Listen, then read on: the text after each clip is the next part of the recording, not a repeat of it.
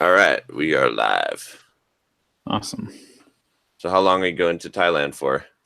I don't know. It's a one-way ticket. What? Are you serious? Well, yeah. I mean, I don't know how long I want to be there. Maybe 5 days, maybe 10 days. I just want to come back whenever I feel like it, rather than have a return ticket.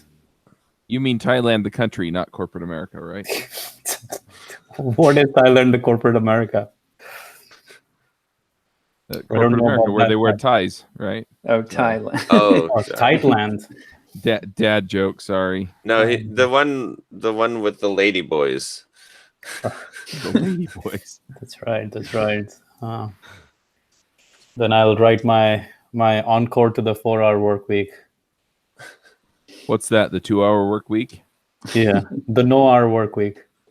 Yeah. How to summarize your day into 5 minutes, Yeah, or the book of your day. Anyway. yeah, something along those lines. I'm thinking I'll have a chat with Tim Ferriss to talk about what's the title of the next 4-hour thing. Yeah. The 4-hour hammock nap. Yeah, Oh, the that's 4-hour good. the 4-hour life. Yeah, I just want to go there, check it out, see what it's like. Been hearing a lot of good things about it. Work from there, as people claim they do. People claim being digital nomads, so I'm gonna experiment with that shit. I've been a digital nomad for 3.5 years now, but this one should be more fun. It's a completely new country. Nice. Yeah. Yeah, traveling the world is something I've always wanted to do. And what's funny is I had a conversation with my mom, over a bunch of stuff. Especially since it was last week, because my dad passed a year ago tomorrow. Oh wow. And so she's kind of had some epiphanies about life, and she wants to travel, and I'm like, me too. But I've got 5 kids, so when I travel, I have to take an entourage. So You need a minivan. What was that? You need a minivan. We used to have a minivan. Or a bigger minivan. I don't know what you call it. A van. Yeah. Do you follow We have an SUV. Do you follow Jesse Itzler on Instagram, or Sarah Blakely? I think they have 4 kids, and they literally have a fucking van. Yeah, Not a minivan, but a van. Oh, okay, yeah. Like a Tempo. Bus, yeah. Tempo bus or something Yeah. that they use. Yeah. What I'm looking at is so I've been doing Profit First for the last 2 years. He's doing a live event. Oh, really? I got an email from About him. what? Oh, yeah. About Profit First. Oh, okay. But yeah, so my profit account has been steadily growing, because what I've been bringing in has been steadily growing, and what I've had to pay out has been steadily growing. So I've been upping what I've been spending on the business. So yeah, my profit account, I think next summer we're gonna have enough money in there to just pay for like a 2 or 3 week trip. We're just gonna take off and just go. Next year or this year? Next summer. 2020. This summer, most of my profit account is going to. Don't send me to jail. I will pay my taxes. That's not profit. That's just bad accounting up front. Yeah. I figured that out. I was like, I thought we withheld enough, and they're like, nope. My accountant's like, nope, you didn't. I'm like, oh, great, okay. So I basically doubled my withholding this year. We complained about taxes last year. So do you know where you're going to be in Thailand? Koh Phanang. It's a island near Koh Samui. Apparently, it's a big vegan yoga destination sanctuary place. So that should be fun. And there's no clothing allowed. No clothing allowed. Only animals wear clothes. I saw that movie. Uh, That sounds awesome. Yeah, Thailand's one of the places that I think would be really terrific to go and see. So. It's ridiculously cheap to travel there as well. I'm surprised. There are a few places like that. Like the tickets, one-way ticket was like $400 or $500, and then I paid $200-$300 to travel inside the US all the time one way. Uh-huh. Last time I traveled to Atlanta, that was like 200 one way, 250 one way. Yeah. So 400 for Thailand, and not that much of a difference. And the hotel in Atlanta was like $250 a night, while in Thailand, the places I'm looking at, I literally cannot, like, on that island, there isn't anything more than $50 a night. Nice. So That's awesome. So it's really like Thailand is one of those places you can travel really cheap because it is not that expensive. But the weather, I don't know how the weather is looking in your part of the woods, Josh, or Chuck. I guess Josh's weather it's probably worse than Chuck right now. It's pretty nice actually. It's in the mid to upper 50s, I think, today. So You call and that raining. Yeah, it's rainy It's here. beautiful. It's 61 and This is raining called- today. This It's is gonna called get up to Stockholm 70. syndrome. It's gonna get up to 7. Anyway, shut up, Manny. I'm just trying to make sure like what the weather is like, so I'm prepared for it. Yeah, I wanted to make sure you could rub it in. I hear you. Yeah. You notice how neither Josh nor I asked how the weather is in San Diego because we just don't want to know. No, we don't. We do know. That's the thing. We It's do always the know. same. It's boring. It's always the same. It is. Yeah. Yeah. It's somewhere between 65 and 70 degrees. No, If it 70 really is cold. That's a little Really cold. gets down. If it really gets down cold, then it's 63. Okay, here's what the weather looks like. All right. So I have decided now that I have to go learn to ski so that in the winter when you guys, did it snow? Does it suck up there? I can be like, oh, I just got off the slopes, guys. What Yes. does that say, Manny? Take a look. Okay, there we go. 80s here. I'll click on there. Nice. Yeah. 80. 80s, lower 80s. This is Thailand. This is the place where I'm going. Nice. Nice. Lower 80s in daytime and 70s at nighttime. How's the humidity though? It's going to be humid. Yeah, that's what I was that's going to what I'm say wondering about. I've been in 80-degree weather and humidity, and it's not it's not 100 degrees and humid, but it's not a ton of fun either. Yeah, I'm gonna take that over the nice weather in Pittsburgh and Salt Lake City.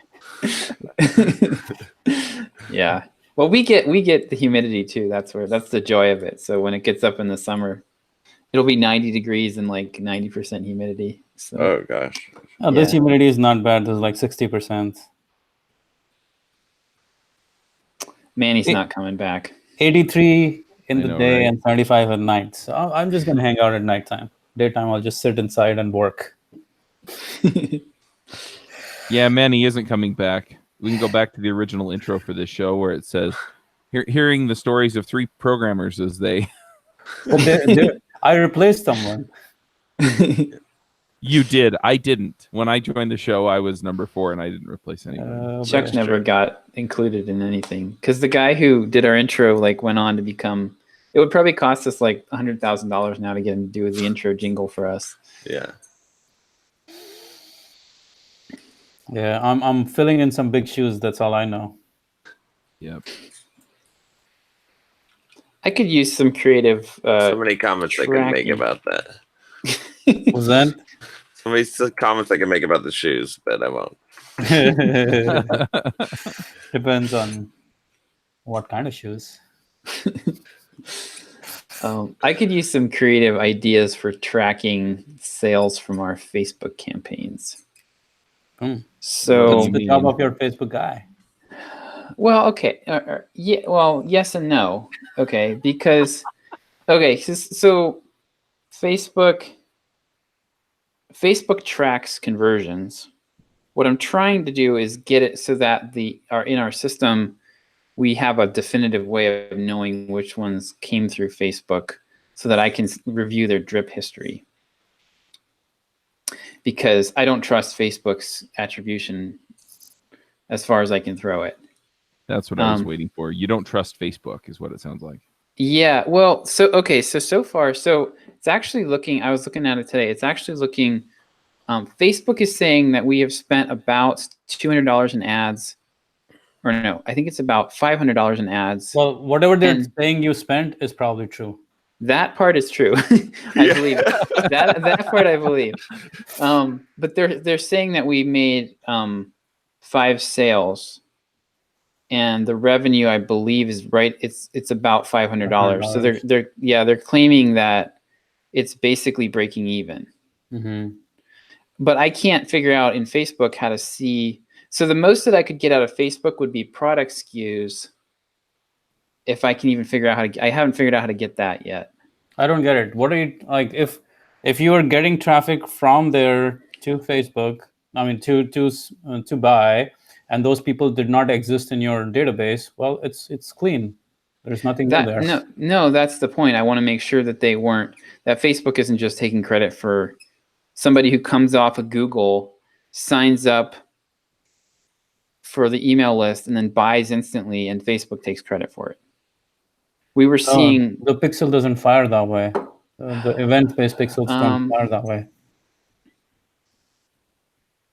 If they happen to scroll by the ad in the last 24 hours Mm-hmm. and not watch it, it would fire. Oh, Yeah. really? Yeah, but Yep. they watched. I mean, then it's the ad. Yeah, no. Okay, I go to Facebook. All right, I scroll through my feed at like 100 miles an hour.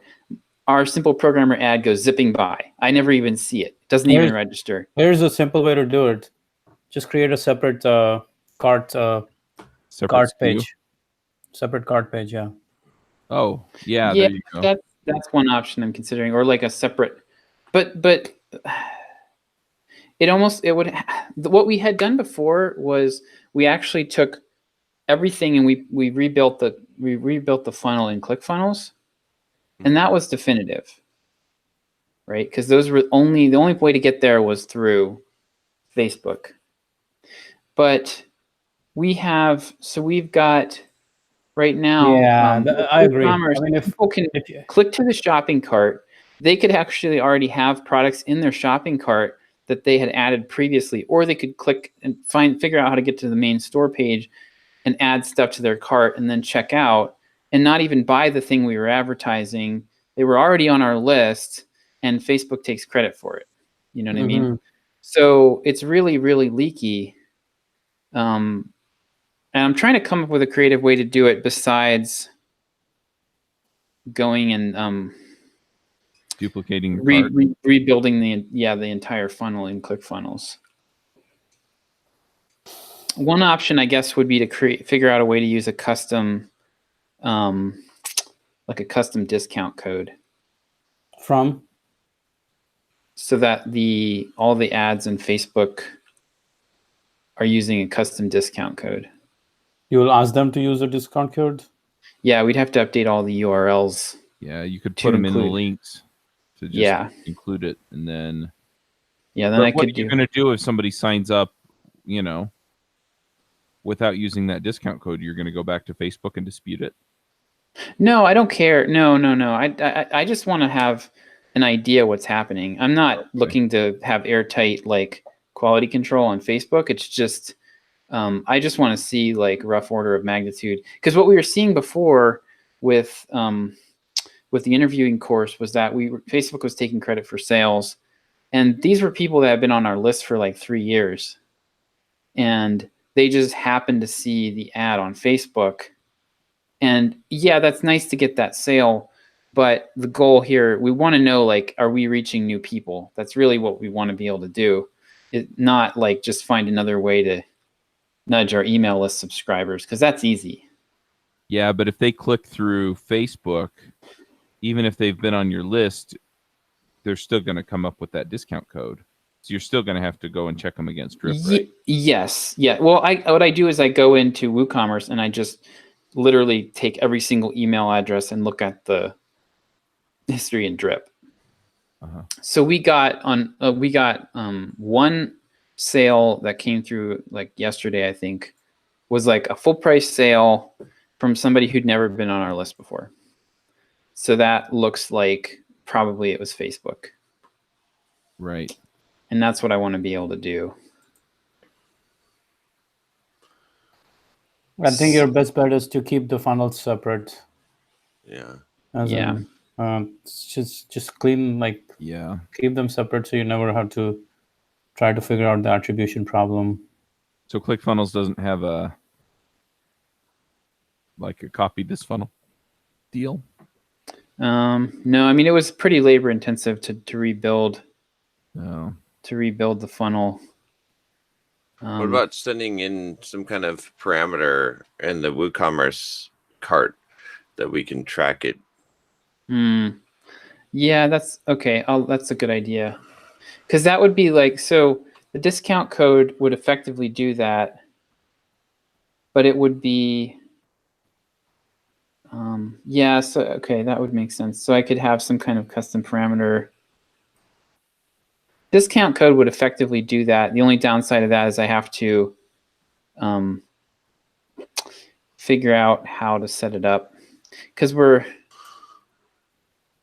kind of like the sales page is already showing a discount from the full price. Oh, right. Yeah. Yeah, so I just would need to figure out. But I like the idea. If we could do an invisible parameter, that would be great. I'll look into that. It's a good idea. Even if it was like a separate sales page that we use, like just clone the existing sales page and then we hard code something. All right. Right, Yeah, exactly. that's a good idea. Yeah. All right. I'll look into that.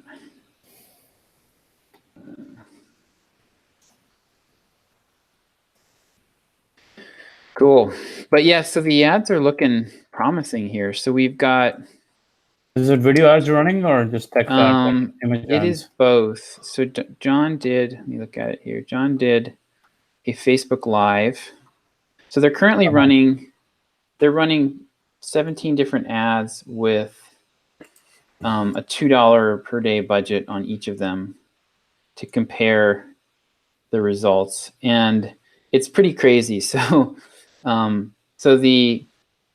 getting 2 cent video views on some of these. The ones that are really popular. And then and you can see clearly, I mean, like there's like one of them has a 13,000. Okay, so like some of the impressions are like 172, 177, and then one of them has 13,000 impressions. Wow. And it's 1 cent per engagement. It's got 6,000 post engagements.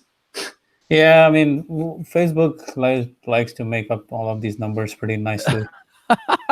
What I mean by that is if someone just like scrolls by the view, it's an engagement or right. a That's view why you is like compare 2 them. seconds. That's why Yeah, you compare them to each other. Right. Yeah, exactly. So you can get a sense for what's resonating with people. Based, I mean, when you've got one that's got like 31 results and one that has 6,103, like there's definitely something going on there. So they've got like a bunch of like content ads running with the $2 budgets, and we've got two. It looks like 2 of them are like standout runaway hits, and then the other ones are all pretty low. And then they have, so once people watch that, then they've got some conversion videos that they're running to get people to click through to the site. And 3 of the sales have come through the conversion videos, so that's good. But yeah, it looks like, but yeah, Facebook's saying, I think it's 500. I'm not really sure. The interface is always changing. Do you have any upsells with it? No, not yet. So that's the thing. Like once if this is gonna work, like if this is selling at all, like then we're gonna be able to easily. Well, and because of the way the ads are structured, there's a ton of waste in what we're doing right now. So they're gonna start cutting out audiences and cutting out the bad performing ads. And so if we're anywhere even close to break even at this point, then it'll be a slam dunk to make it profitable once we add in upsells and cut out a lot of the underperforming ads.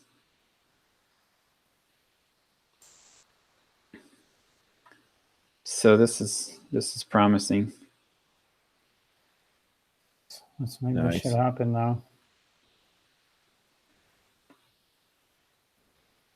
Yep. There's no escaping John. Stick John's face on it and it sells. Yeah, I would agree with that. Don't tell him that though; it'll go to his head. Mm-hmm. I don't need it. I don't need it to go to my head. He needs it to go somewhere else. It's funny. The other, I haven't looked at the content of this ad, but the one ad that's like a content ad that's actually produced sales, John, is actually basically the one that starts exactly the way the sales page does. Oh, interesting. Which talking about the fast pace of change. Yeah. And that one's generated 2 sales at 2 cents per click. So yeah, $5.89, and it's generated 2 sales. So that's not bad. Nice. So yeah, still lots of open questions about it, but it's looking good. I'm pretty optimistic at this point.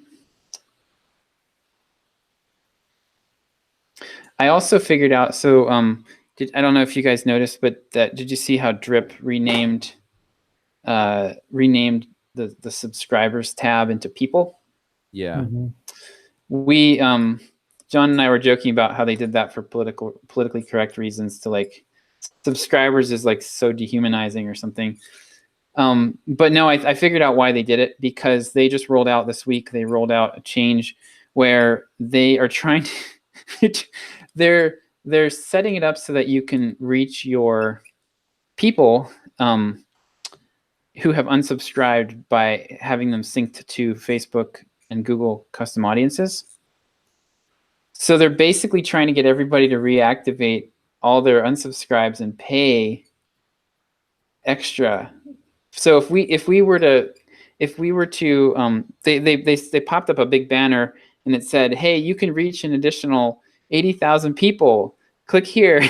And it was going to cost us an extra $5,000. And what will that do? Well, there'll be unsubscribed, so you can't email them.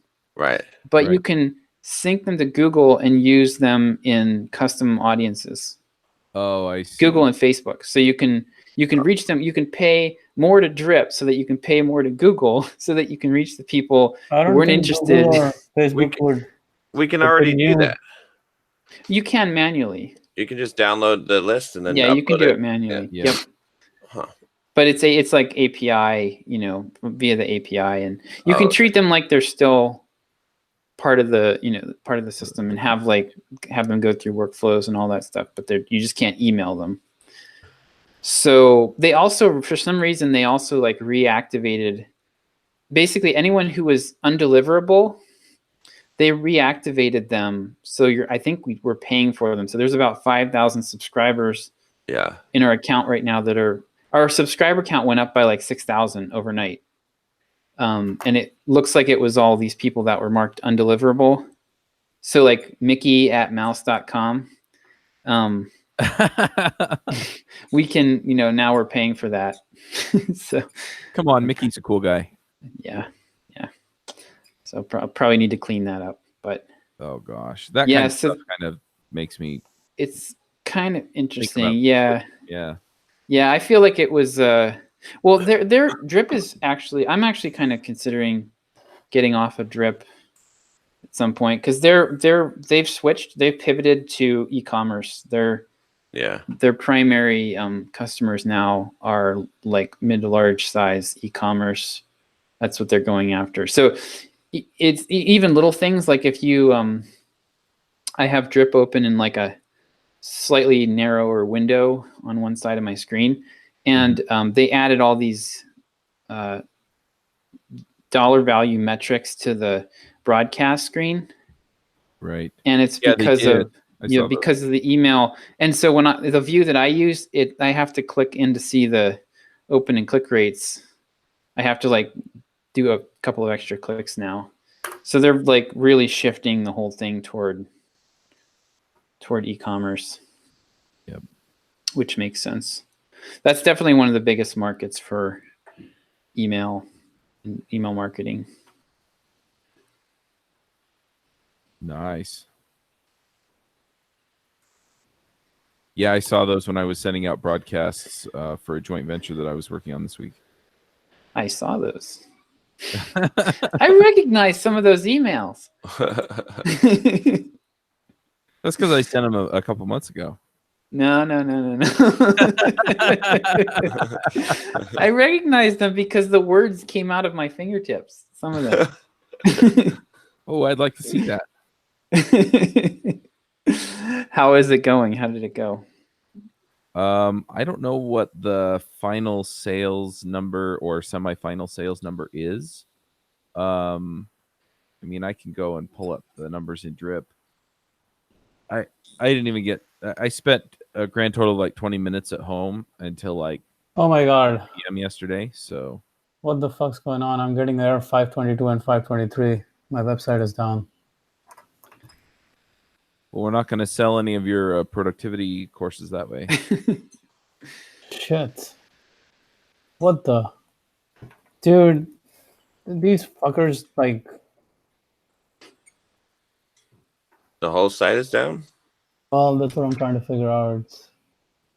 They messed around with some fucking plugins. Like, I gave access to these guys at Thrive Themes because the pop-up wasn't working. So the guy went in and apparently did some changes,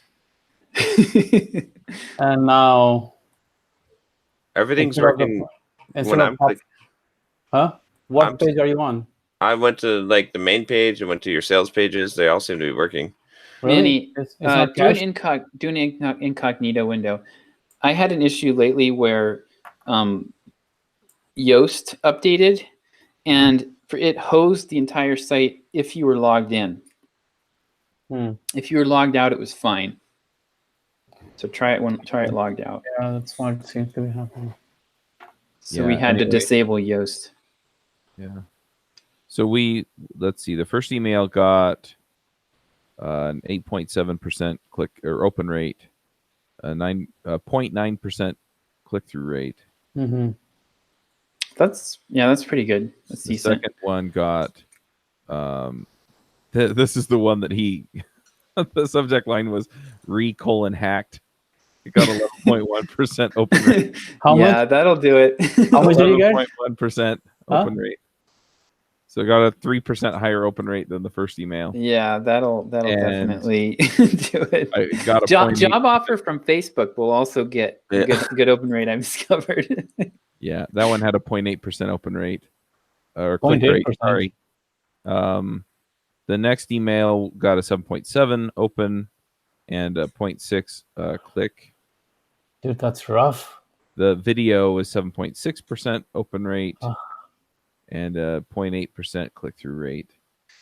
That's just the nature of your list, I think, Chuck. I would consider cleaning that up. Just We got no. Before we we got do a lot that, what's more your opens and clicks for the what's your normal open and click rate? It varies depending on the broadcast. show.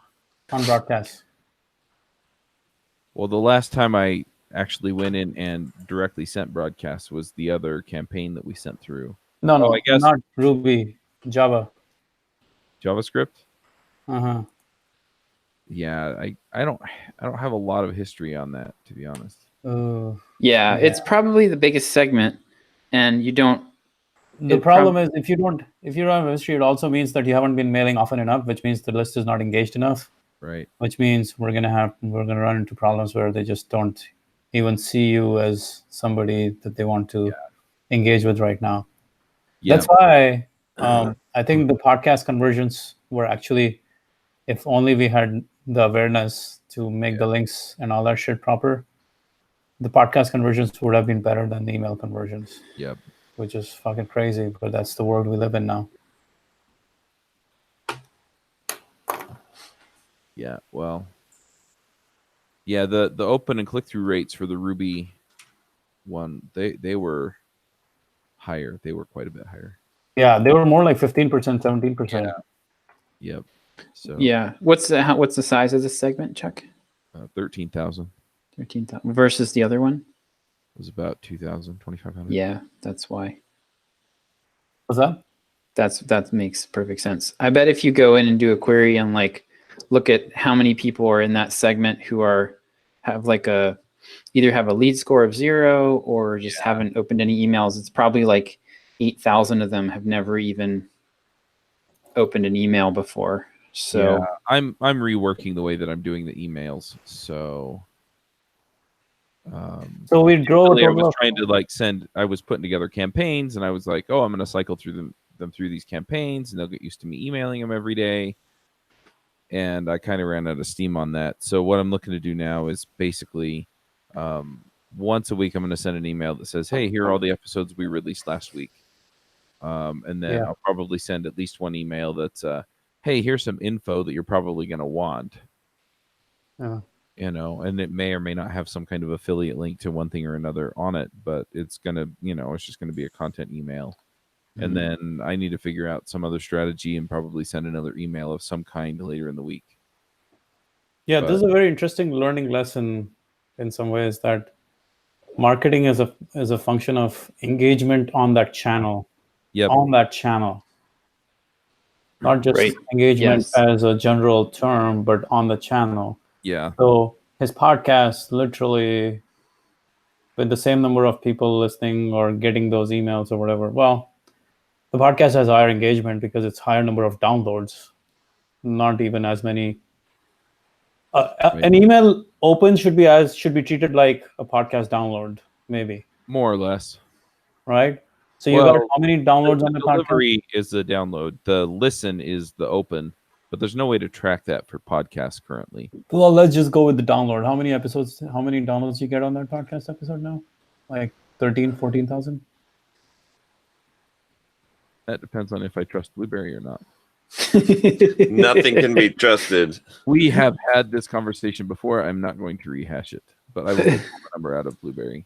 Not Facebook, not Blueberry. Well, I'm building my own. The amount of money that Blueberry charges you can be trusted, right? That's what we decided. But it's exceptionally cheap. So the only valid metric a month is how much money is in your pocket. Let's see. Where is it? I'm surprised that one didn't get more downloads.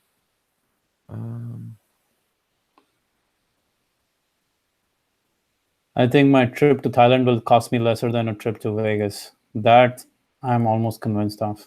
Wow. In what way? That's weird.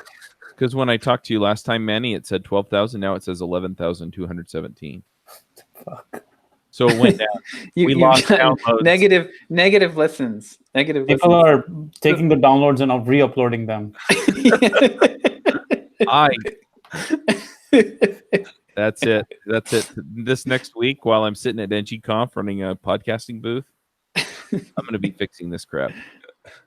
That's when someone re-uploads the podcast because they want a refund. Those are the emails that begin with "Dear Sir." I did not listen to when I talked to you last time, Manny. It was like 12,000 downloads, wasn't it? Isn't that what I told you? So, man. Oh my gosh. Fuck. Okay, so let's just take the 11,000 number, 11 or 12,000 number there. Then you add to that, or let's look at the email conversion. The email was what? 10% open across 5 emails, 6 emails, like 5,000 at best. Like that. Yeah. 5,000 opens total. Yeah, probably. Right. So 5,000 opens, and we got what? We got really not so good conversions on this campaign, that's for sure. it's probably a function of how warm the list is to any kind of offers at this time, or has been in the past. Because if you've never made an offer, you've never sold anything, and this is the first time they're seeing anything, it's probably a little bit of work for them to make that leap. Yeah, I definitely need to be keeping it warm. It would be interesting. I bet that if you calculate the earnings per click, it's still pretty much like $3 to $4. No, it's not. That's the problem. This EPC is more like $1.08. Oh, really? Yeah, gross. But I'm looking at his numbers right now. 835 clicks in the last week, and $900 in Interesting. gross revenue. I'm gonna throw another hypothesis out there, is that people who are interested in JavaScript primarily are less valuable than people who, not as human beings but as customers.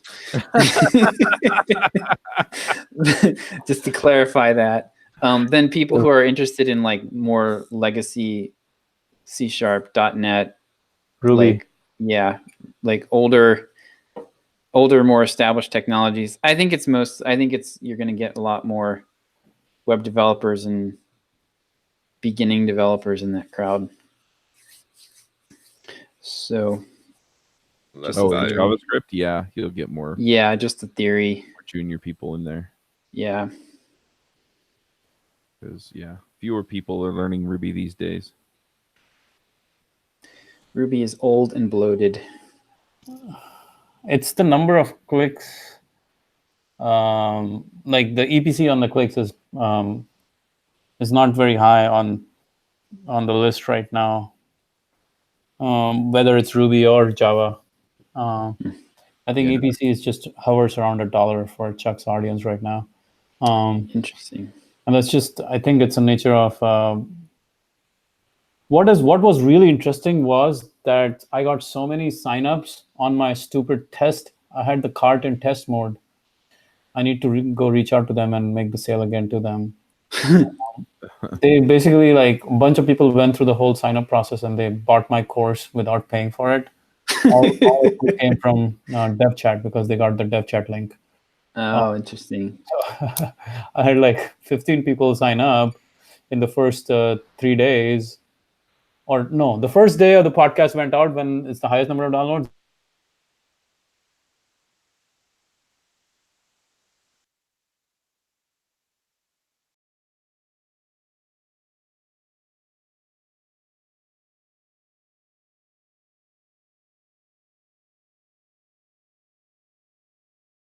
I just revoked their access. Oh, okay. And we'll try to sell to them again. But I feel like on the podcast itself, what was it, like $328, $330 gross? Mhm. That Chuck hasn't seen the split on it because Chuck's links were broken. But I'll send it to you separately off of PayPal, Chuck. Right. So $330 gross came just from the last. After everything was fixed, that was like 3 or 4 days after the podcast had gone live. Yep. So the fucked up shit is, if everything was fixed, because after 3 or 4 days, that's almost like I'm getting like 10 to 20% of the original listeners. Yep. And the not so engaged listeners. So that's more like a couple of thousand downloads that generated $400 in revenue. But if we multiply it by 5, that would have been actually the revenue if only we had our links in order. So that would have been like $2,000 or $3,000 just from podcast sales. Yeah. And the list did $1,000 or around $900, while podcast would have done $2,000. That's the crazy world, man. Do you guys have any comments on that? Just JavaScript people are lesser human beings. I'm sure that people Oh out gosh. there works. Oh gosh. My know. site's gonna get hacked now. Oh man. Don't worry, JavaScript people don't know how to fucking hack. They're losers. Yeah, they can hack your front end good, and then when you refresh, it's all fixed. Yeah.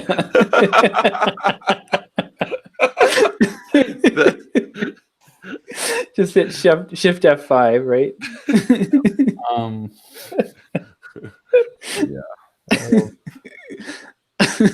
It's but like those. I mean, it's really interesting. I think that's why I was listening to a podcast episode where Tucker Max was talking about how he launched his business, Mhm. how his business Scribed came into being, where it's like helping people write their books, Uh-huh. book in a box. I don't know. Scribed is all about helping people steal Scribed books. Media. Yeah. Scribed Media. That's Oh, his business. okay. He helps people write their books. You Okay. just go there, you can just record audio and they'll do all the work Oh for yeah. you. Yeah, we looked at that actually. Yeah. Yep. So Tucker was talking about how he was on Lewis House's podcast probably like 2012 or 13, maybe around that time frame. And Lewis was like, so at that time he didn't really have this Scribed Media business. He was just like helping one off.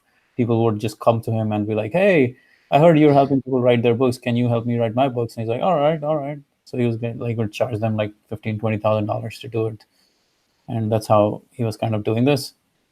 And he went on Lewis House's podcast and Lewis asked him, hey, so I heard you help people write books. What's it called? What's your business called? Tucker didn't really have a name for the business because he didn't really have anything. So he just made up some fucking name like Book in a Box or something. And then when the episode went live, people started emailing him saying, hey, where is the Book in Box? I can't find that business. Where is it? And after everything was said and done, he got $200,000 worth of revenue just from that podcast. Wow. Wow. So that tells you the power of like Yep. engagement on the media, on the channel. Yeah. Yeah, the engagement is much higher on the audio than it is on the email list. Mhm. Well, the email can be engaged, but it's not going to be as engaged as a podcast listener. Like, the reason why the podcast episode works so well is because it's a 1-hour masterclass. It's literally a 1-hour webinar. If you know how to do, if you're doing the right things, Right. you've basically done all the education, all the selling. Now the person has to just go and buy. Yeah. Like, Right. You know, okay, so another thing too is that the podcast listener I disagree. is so think about the type of people who listen to podcasts in Mhm. particular, and They're not human either, Josh. no, they're more human. They're superhumans. They're more valuable. They're people who are really into learning and growing, and they're aggressive, you know, like because they're listening to podcasts on their commutes and at the gym and while they're working around the house.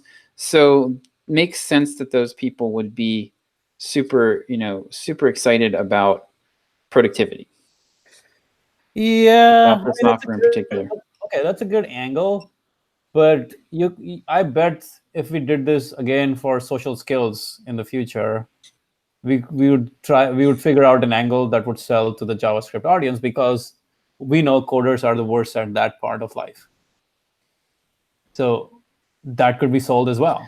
Well, yeah, I mean, but I think I would be willing to bet anything that your results look exactly like they do when we did it, where it's like a third of what the productivity offer did, because it's based off of the need, Not the as perceived tangible. need. Yeah, the perceived need and the desire. I mean, software developers are really into productivity, Apparently and not. they want to know why the rest of the world doesn't get them. What's that? Apparently not Chuck's list. Yeah. For developers.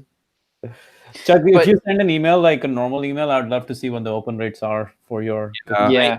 I need to start doing that, but Yeah. I've been so heads down on a lot of the PodWrench stuff and making Chuck, sure. if you add me as a user to your Drip account, and I will I could do like a I could do a He'll report you as spam every time he gets it. no, I can do like I can check to see how many of your subscribers are active versus just complete dead weight if you're interested.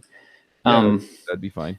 But So Yes. Josh, I agree with you on that. Like productivity is a big deal. It's a really important topic. But there's more to the whole marketing channel thing I think John and I have had this discussion where John does not believe that podcasts can drive clicks, but like kind of this puts the argument in the favor of not podcast, not email, not YouTube, but wherever you have engagement is what it's where the world is going right now. Well, yeah, I mean, if people watch video and you send them video, they're more likely to watch the video, right? Like if you send them a long 3-page email, they're less likely to read that because they came here for watching video. That's what you already know what their habits are. Same thing with podcasts, right? So right, but the idea that podcasts don't drive clicks is probably not true anymore. it's just harder to drive clicks, right? Not with what we've done. Like we had the worst planning for podcast driving clicks. Literally, I didn't even give them a fucking link. That's how stupid it was. I was like, all the links will be in the show notes page, and people That's in our process now. Huh? Yeah, make sure the link works. That's in my process now. And his show notes had like 25 other links, and buried in that link was the link for the product. And it's amazing people actually found it and bought it after all that shit. So if the links were optimized, if the show notes were optimized, if there was one link actually available, if I had called it out, I mean, this would have been so much better than what we did. So much better, like 5, 7, 10x better because of the stupidity. Like we literally left thousands of dollars on the table because of our stupidity, or my stupidity of not planning or not realizing how effective a sales channel this would be. And I think Chuck just sprung the surprise on me saying, hey, the podcast is live. I'm like, oh shit, what? Let me go take a look now. But I think it's what I'm trying to conceptualize in my mind, or what I'm trying to figure out in my mind, is that sales will come from every possible medium. If people feel if people feel like they're getting value, they will seek you out. Yeah, it will be easier on email, but on email, I cannot educate them for an hour on a topic the way I can do it on a podcast. So that's why podcast is so lethal, because what you can do on podcast, you cannot do on email. You cannot even do on YouTube, because YouTube average view time is 4 minutes. Right? Yeah. Podcast people will freaking listen. Most of my podcast downloads are like 80 to 100% range in the listening zone, right? People will listen the whole way, all the way. So if you are teaching them about a topic for 60 minutes, no medium, even webinars suck for that purpose, because people feel like there's a sale coming, that they're going to get sold, and I have to sit here in front of the damn thing and do all that. Podcast is just like you're in their ears, they're learning. They've built all this trust, all this credibility, all this knowledge as a result of what you've educated them, you've shown them, what you're talking about. You basically triggered off most of the triggers in the funnel, in the know, trust, buy funnel. And now you make the offer. Yeah, it's harder for them to go find it. But if you make the hyperlink really easy to remember, I think this shit has a lot of legs. And I think some people have proven it. And there's a lot of future in this. And this is the first time I had this realization. After comparing email performance to podcast performance, I'm like, this is fucked up. This is unbelievable. Yeah, I think it's also going to really depend on the particular configuration of the email list and the podcast too. Yeah. Like if you looked at the Simple Programmer podcast, you're not going to have that same. It wouldn't be the same thing, because it's. How many downloads do you get per Simple Programmer? I don't think it's not active right now, but. Well, of course you won't get anything. It's active. Okay, but it would be. I mean, it was like 1,000 maybe or something, but they were daily, right, John? I don't know if they're still daily. Yeah. Let's see what it looks like. What are you putting on Simple Programmer right now? Just the audios of the YouTube videos? Yeah. And how many downloads are you getting? Let me see. Per episode and per month? I think it was. It's like 16,000 in April. Okay. Per month total. 13,000 in March. Okay. So 500 per episode, roughly. No. Per episode is probably higher. Per episode is looking like about 1,300 or so. Yeah. Okay. Dude, I mean, with 1,300 episodes, there are ways to monetize the damn thing. 1,300 downloads. 13,000. No, $1,300 per episode. Oh, Per per episode. episode. That Yeah. episode can definitely be monetized. It's not a function of engagement at that point, because you have 1,500,000 people plus who are listening to that damn episode. If they're going to listen, and if they're going to listen all the way, there'll be opportunity to monetize every single time. So what? I mean, realistically, what if you convert 1%? That's 13. Yeah, but if you do You're that, not going to convert consistently 1%. well, you may convert more than 1%. You just don't know yet. Yeah. Because if No. the call to action is on YouTube video and on the podcast as well, now you're looking at much, overall better conversions on it. Yeah, I definitely want to just play with it some more. I'll probably reach out to a few other people and see if we can do some JV stuff. You might want to talk to Josh or John about doing their 10 steps to learn anything quickly. I know those guys if you want me to introduce them. I've heard of them. I think hear Josh is hard to work with, but Yeah, well, when you steal his emails. hacked. that wasn't one of ours, right? No, that's that was just me. that was Manny's. That was just my genius idea, because I was tired of his email not responding to anything. I was like, what the fuck? These fuckers don't listen to anything. I think the JavaScript audience would probably respond fairly well to a straightforward technical offer, like a training technical offer. Yeah, like some kind of really good deal on a JavaScript related course. That would be something to try.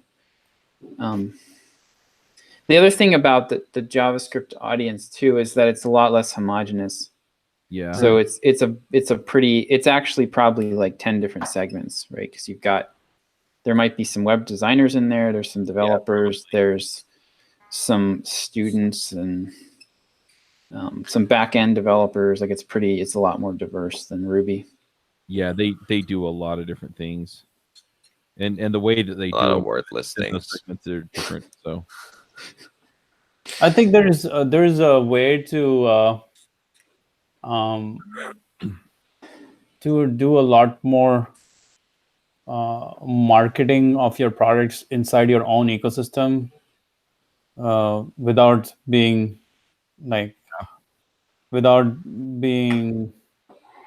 hyper dependent on sponsors to make shit work.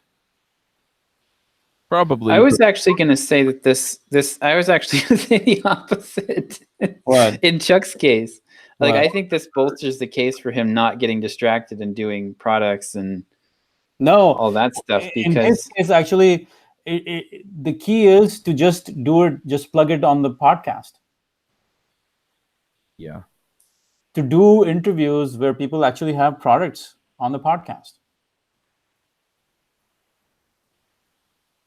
Like 10 steps to learn anything quickly is a great thing that people on his podcast should be buying. Yeah, I'm. Yeah, I agree. I definitely want to be doing some more of that. Like I said, Because it literally takes nothing out of Chuck's time to do that. He has to go find those people anyways. But if he finds the people who have products to offer, so much easier. And all they have to do is educate for 50 minutes. Literally, I did not do any selling, man. It was horrible. Like I did not go in the mindset with selling at all. I was just like educate. And in the end, when he asked, I was like, all right, yeah, you can go and you can buy that summary pack and I'll give you a discount. Right. There's the discount code. And then next day, people are emailing me saying, hey, the discount code is not working. Your card is not working. I'm like, what? I didn't even think you guys were going to go there. And if the product price point is higher and it's a better case is made, we're talking thousands of dollars every episode. Yep. Yeah, I definitely need to do that.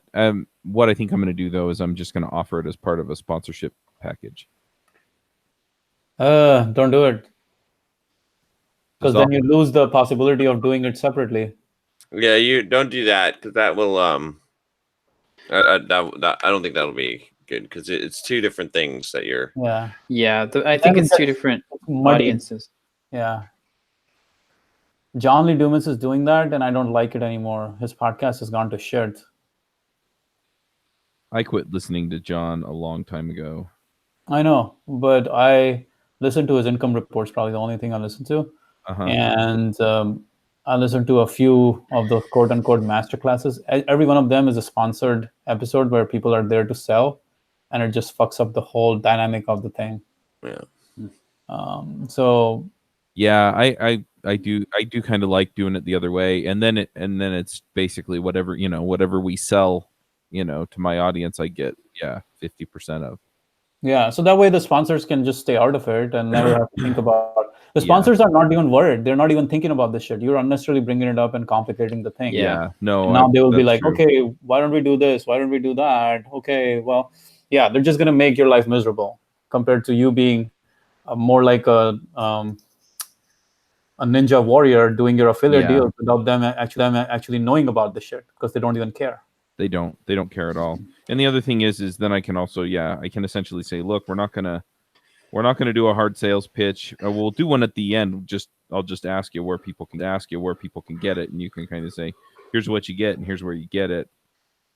But if it's, we found that it works better if it's 90-95% just So straight up now educating when you people. think about it, a sponsorship is worth so much less than an interview. Yeah.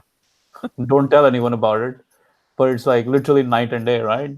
Yeah. Sponsorship, you're getting 2 minutes of someone advertising, while an interview is legit, hardcore, in-depth education, triggering the whole funnel in some ways right in their ears. Yep. You could potentially offer sponsored interviews. I have offered that to a few folks and have done them. And then the idea is that, I just extract some audiograms from it and use that as part of the deal. So I would just put those on social media. Hey, this is, I did this interview. Check out this quote. It's not even hey, our sponsor. Well, but I mean, if they're willing to pay you like $1,000 an episode for they should be paying you $5,000 for an interview. Yeah. That's true. Like, because it's 60 minutes of airtime. Yeah. If you go there, man, Yeah, but you better make sure your audience knows that you're doing that. Yeah, Otherwise, it changes the dynamics of the situation. I've done a few of those though, and I just release them as bonus episodes, and I just let people know, hey, Microsoft sponsored this whole episode, so you're not going to hear any ads, and we're just talking to these people from Microsoft about Visual Studio. Yeah, you want to let the audience know. Yeah, I agree with that approach. You don't want to run them blind with that shit. Well, there's two things too, just with the whole sponsorship and affiliate, right? Because essentially you have to look at every single deal and say, would this be better for them to pay me a fixed amount of money, right? Or would it be better for me to get a percentage of the sales, right? So things like Bluehost, for instance, right?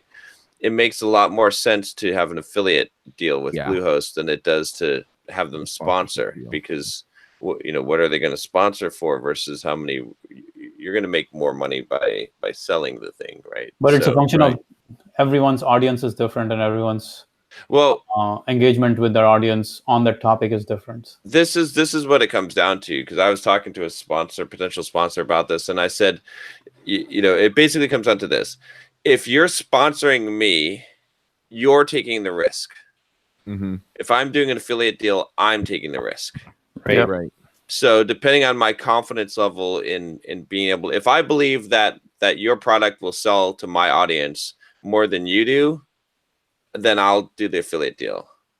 If you believe that it will more than I do, then you take the sponsorship deal.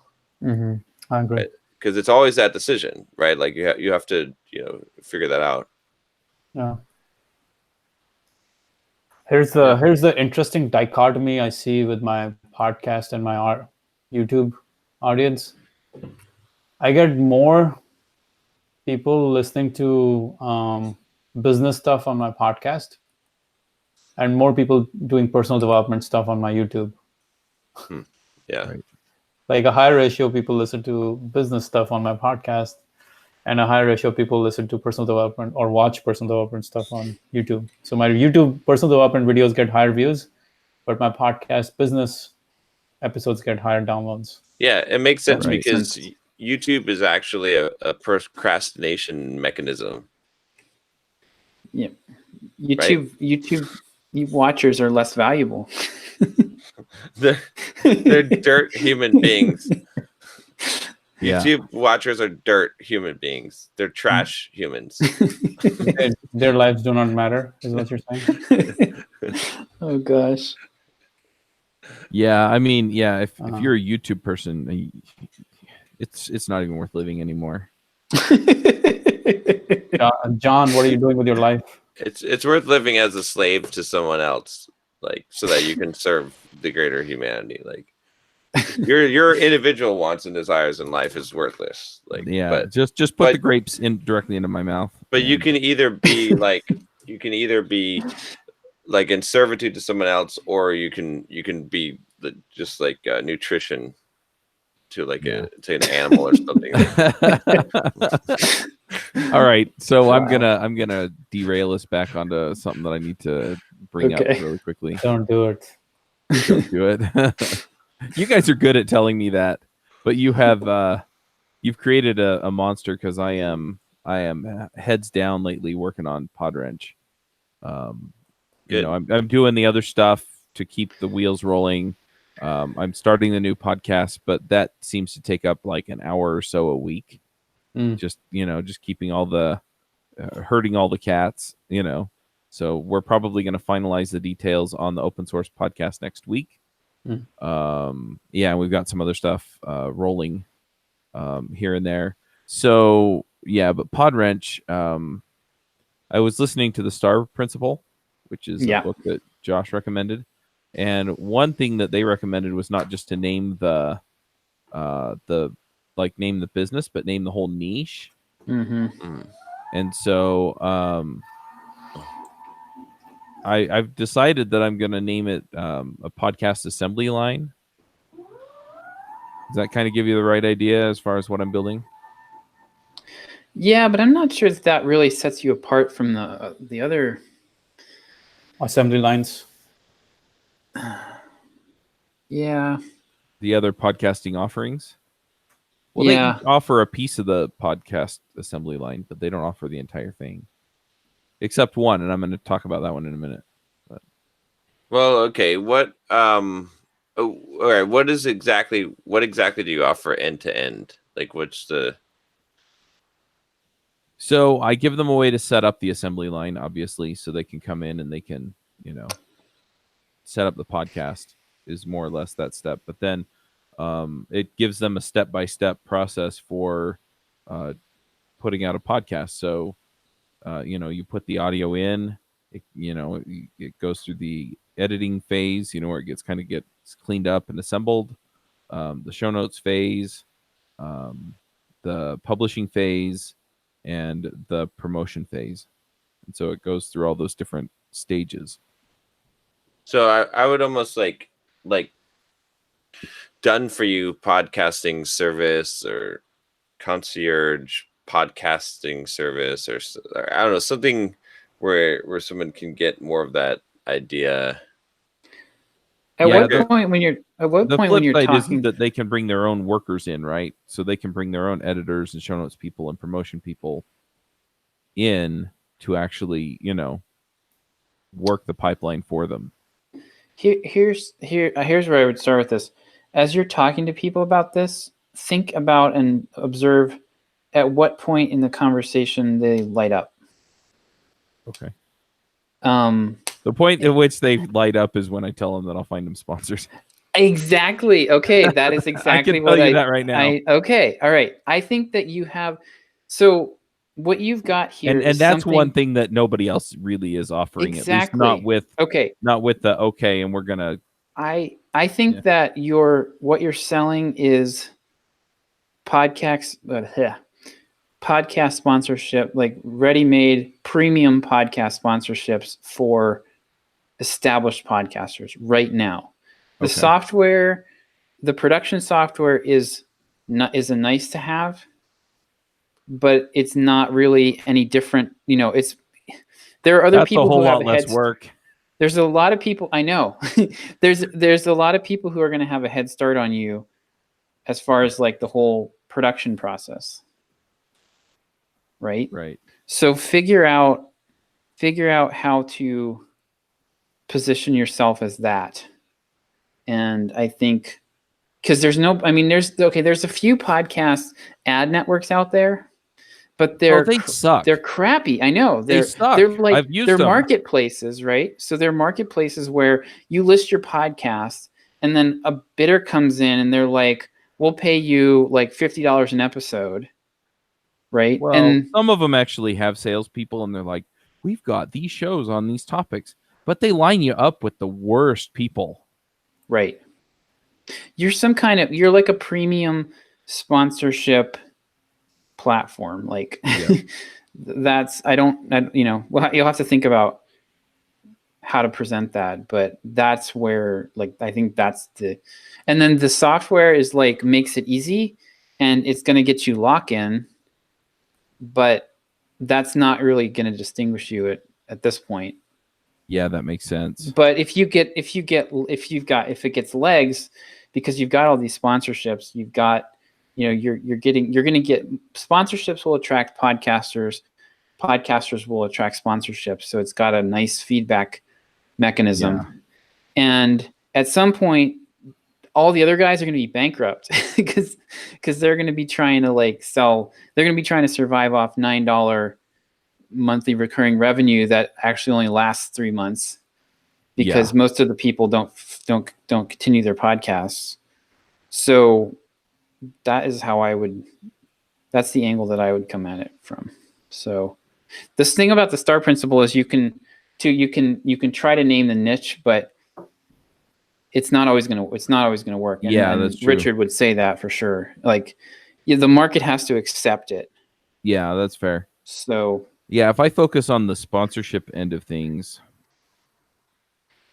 yeah, that simplifies a lot of things for me. Yeah, that gives you your MVP, right? Because it's basically you just need the platform to be able to accept the sponsorships. Yeah, I need to clean up the sponsorship platform is all. Right, and once you get that piece done and you've got 20 podcasts on there, you're going to have cash and you can start to build out more features. The other stuff. Yeah.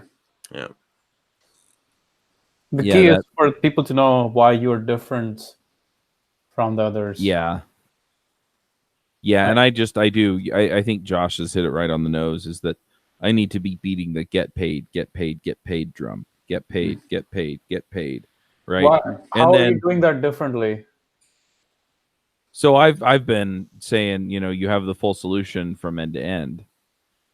And and then we'll find you sponsors to pay for it. And so I've been leading with the tool instead of the money.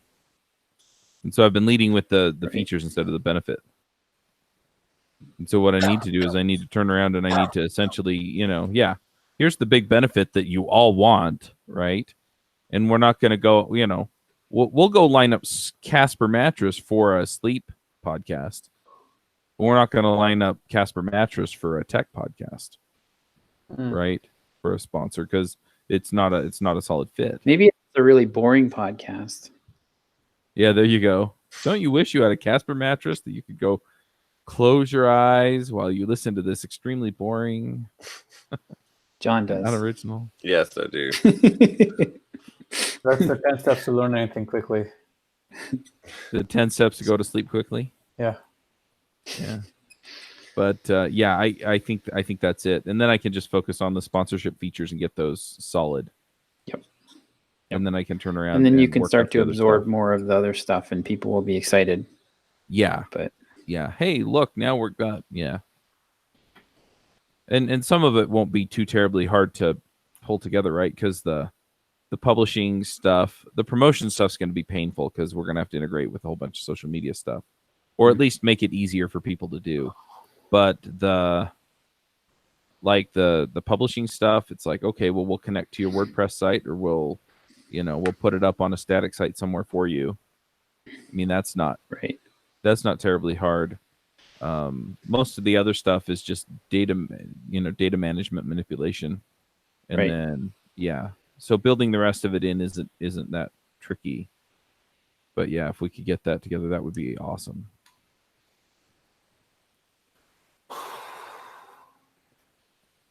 Yeah, I like it.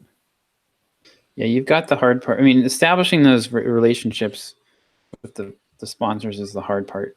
Yeah, Really. the other tricky part though is going to be building up the other verticals, right? So if I have a bunch of Yeah, I would stay really focused for a while. I'm yeah. going to stay in tech. If I wind up speaking at FinCon, I might spend a little bit of time in that arena making contacts but the thing is a lot of the people that I'm going to want to reach as far as being advertisers Did you there are submit probably going to be at FinCon. Did you submit to FinCon? Yeah, Did you hear back from them? not yet. But yeah, so if I wind up at some of these other conferences, I can start building into those niches and training people to sell into those niches. But for the meantime, I can just I can keep my focus on the tech area. The other thing is that I can I can just go reach out to software podcasters and just hit all them, because a lot of them know who I am. I know a lot of them, but a lot of the rest of them know who I am, so we can just work that out. Do you have people in your arena who have courses in the JavaScript in Java? Yeah, in JavaScript, yeah. That you can go after those as podcast guests for a while. Yeah, I could do that too. And just like hit them up for course after course after course. Yep. Yeah, I've tried getting a few people on, some of the bigger names like Wes Boss. I was just going to suggest him. He always basically says, well, I'm busy now, hit me in a month. And so I hit him in a month. I'm busy now, hit me in a month. So next time he does that, say it's a month later. What do we do now? Yeah. But yeah, that's definitely a good idea. But yeah, I could go talk to some of these other podcasts and say, hey, look, can I find you some sponsors? And Who's going to FlynnCon? FlynnCon? Nobody is? Okay. Is that Pat Flynn? Yeah. Okay, what are your best tips on working while traveling?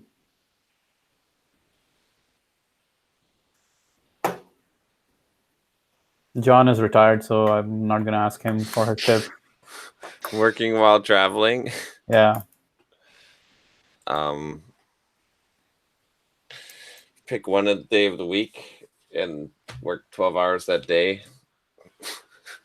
and That's only a do tough one. email the other days. The 12-Hour Work Week by John Sonmez. Yeah. That's interesting. Because you're just not going to get anything done the rest of the time, or you're going to like spend 1 or 2 hours. I was thinking more on the lines of like mornings dedicate for work and the remaining days just whatever the hell I want to do. Try to like be done with work by 12 p.m. and then just enjoy the day. Well, How many times are we going to go down this road? I've tried it a lot. And every time I say I'll do 8 Pomodoros before 12 p.m., life is really amazing as long as I have friends who really care for me and who So are it's our fault. but think Hey, realistically. I will do it. I'm in. What time are you going to wake up when you're there in Thailand? Like 7 a.m.? Oh yeah, you're going to wake up at 7 a.m. Remember, it's a naked island with vegans and yoga. Dude, the whole point of Okay. the island is it's not a party island. It's like chill island. People don't really like. It's not. The south side is party. The north side is more like yoga and. Just let's be realistic here. Yeah. Most of the time, you're gonna be waking up at like 10, No, 11. I hope not. I want to wake up at 7. I want to wake up at 6. Go to the beach. Do some running workouts. Get to work by 8 a.m. Be done with my Pomodoros by 12, and then just do whatever the hell I want for the rest of the day. Yeah, I can see how it's really gonna go though. But Well, I mean, it is interesting because if you can, I mean, it sounds like you're kind of maybe not super seriously exploring this as an option, but considering that if you're partially exploring this as like what would it really be like to be a digital nomad and, live for a year in Thailand or something, then trying to simulate that for a week makes sense. I did that when I was going to quit my job. I basically did a bunch of things with my daily schedule that simulated what it would be like as best I could to not have, a job and Not boss have and anything everything. to do. No. Remember what I said I was going to do in LA? Remember? Yeah. Okay. Exactly. Did it. No. I did not do what I said I was going to do in LA. So. No, dude. I have really good intentions this time around. I had really good This intentions. time will be different. Yeah, we know how that always goes. No one's ever gone in. It's just, just nobody ever has the right intentions going in. That's the I problem. know most times I have bad intentions, but this time I have good intentions with Thailand. I'm gonna do the right thing. It is a beach, right? You realize that, right? It's warm, summer. Shit. I mean, San Diego's beach all the time, so big deal. Okay. I say just pick one day, Fridays, whatever it is. Just Friday work- of all days, dude. Yeah, and then like during the day, all day, or whatever do you want to pick, and you just He's work going to one put down day. for his Pomodoro. Contemplated the glare on my laptop screen at the beach. Yeah. Or you could do 2 days of working per week. Every where day you on just work. Instagram, I'll be posting I stories think of how so I think there's two very different like possible mindsets going into this. One is like, I just want to like enjoy this trip as much as possible and not really, and just sort of let work survive, right? Which is, I think, what John's advocating for. And I think I'm actually coming down on the side of like, try it, like see if you can discipline yourself for 3 or 4 hours a day, and try to stick to a schedule and see how you do.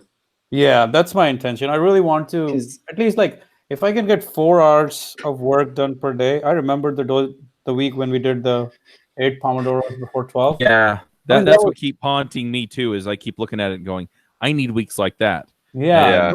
Those The were fucking problem was I haven't been sticking to doing the Pomodoros because I haven't had any skin in the game. you don't have any good friends who want to keep you accountable. Just Yeah, I lesser, need to find some of those. lesser humans. Lesser human We're all beings, JavaScript developers who watch YouTube. Sorry. I'm a firmware Those guy, people are man. the worst. I'm a C developer. I'm the highest of all human beings. Yeah, he's but gonna have a I mean- segmentation fault right over the ocean. But yeah, no, I agree. I sorry I cut you off, Manny, but I agree. I need to get back to that and just do it. Just do 8 Pomodoros before noon, and then if I get more stuff done in the afternoon, fine. But yeah, I've got to make sure that and that means that on Tuesdays and Wednesdays I'm getting up like at 4 a.m. Yeah. Yeah, I mean, either you do that, or if you want to keep the schedule consistent, you just change the number of Pomodoros on Tuesday and Wednesday to 6 or something, so that way Yeah. you don't feel like you're jacking yourself up crazy. Yeah, but I still have to say, look, what I'd probably do on those days, Tuesday and Wednesday, is I'd say I still have to get 8 in, and I have to get at least 4 of them in before noon, Yeah. right? And then after the podcast, then it's like, okay, the other 4 have to happen before 3. Yeah. You can do that, or you can just change the limit to like 8, 4, 4, 8, 8. So that way you don't confuse yourself, and you just stay with that. I could distribute the other 8 the other 3 days of the week. Yeah, 8 it's just about perfect for getting that momentum in the day. You feel Yeah, like well, the other thing is that accomplished your day. I'm not like the reason I can't do it is because I'm recording podcasts, which is work anyway, right? And I'm it's dedicated time, so it's not like I'm taking the 4 out and not doing anything with that time either. So. Yeah. Manny, I don't know anybody who's done the digital nomad thing long term who actually enjoyed it as much. I don't plan to do it long term, but yeah, I do want to be able to, like, let's say, go on a trip like this for 2 or 3 weeks and get shit done. Every time I go to India, I have such good intentions but bad results. Well, I've Well, done this this a time- lot of times, and I can tell you that the big problem is if you go somewhere, you want to experience the place, and Mhm. that the problem with that is like that's why I said pick one day a week or maybe 2 days a week that you're not gonna go anywhere, you're not gonna see anything, you're just gonna work. Uh-huh. Because you'll get more done that way, and that's what I settled on. Because you're realistically like, what's going to happen is like you're going to have, if you're there, you want to see the stuff, so you're going to go and and when you go see anything like sightseeing, it ends up taking all day to do that, right? And then you end up like Mhm. having dinner and you're staying out late, and then by So- that time you like it's like So here's the other angle. I'm not traveling to different cities. yeah. I'm staying in one city for whatever time I'm there. I'm literally just getting into Bangkok, spending the day in Bangkok. The next day morning, I'm flying out to the island, and I'm just staying at the island for whatever time I'm there. Not gonna go to 25 different islands and check out this and check out that. It's I'm kind of literally- like a week-long trip to a coffee shop. hopefully. Is kind of, I mean, it would be cool to be able to just go to like for 2 weeks to just go somewhere and have it and just like work in a different setting. Exactly. So that's, What that's you're- exactly my intention. That I'll just be working from that city. I won't be like. I mean, there's only so much you'll be able to see on that island after 1 or 2 or 3 days. Like you're out of things to do. I mean, yeah, you can go to different restaurants and different parts of the island, but 14 days is a long enough time that you won't really feel the urge to keep on traveling around the islands. And you're gonna meet people, and you're gonna have dinner with them, I'll try. Meatless dinner. and breakfast. I'll try. So that's gonna throw a wrench in all of your plans, basically, There's especially something the called breakfast. You're There's such a something- downer, John. I I'm know. just I- saying. helping. What we need is a pool. We need a monetary. We need money on the line here. Brunch is the productivity killer. That's it. That's for sure, especially champagne brunch. There's nothing you get done if you do Yeah. stupid shit like that. I don't understand who wants to drink in the morning. Apparently, some people actually think it's a good idea. I mean, it's the stupidest idea in the world to drink at brunch time. You're fucked up your whole day. It cures your hangover. Yeah, just so you can get another one. It's like it's a tapering effect though, because you get the second hangover is not as bad. You drink the third time, and then you just have a little bit less. Yeah. So And my then thought it's for like- today it's like is, landing the plane slowly. let's see. What's my thought for today? Most abrupt transition ever. I'm just saying we're He doesn't like John. That's Oh, all. before we do the thoughts, I did I met with Kazi from Clever Programmer in LA. So Oh, cool. recorded some videos with him at the gym. He's doing powerlifting, so that was kind of interesting. And then he wants to do he wants to promote. He wants to do a lot of collabs. Like he's willing to promote our stuff to his audience for sure. He's got like Okay. his list is like 140,000 or so, but Damn. it's got he hasn't culled the list at all. Like so, it's like Yeah. Ours would be well over 200 probably, or yeah. at least 150 plus. But This open rate's like 4%. but yeah, he'd be willing to promote the 10 steps, learn anything quickly, or anything else that really we want to. Okay. He actually wants to do a live event and team up on that, which I'm interested in doing if he's willing to do the legwork for it. So That's where I draw the line. It's just like tying yourself up too much. what, a live event? Uh-huh. It's more of the just the connections and the I don't know. I think it could do really well for our audiences. A lot of people have been asking for it. So Yeah. But anyway, that went well. So Cool. That's good. Yeah. Well, we need more Kazis. yep.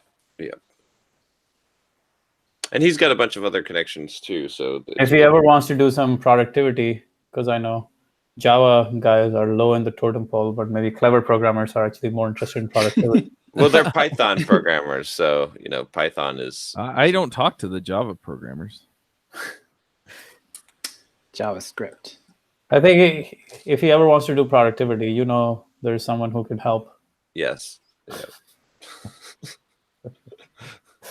I'm serious. Somebody who's going to be non-productive in Yeah, Thailand. let's see how your productivity is in Thailand. Yeah.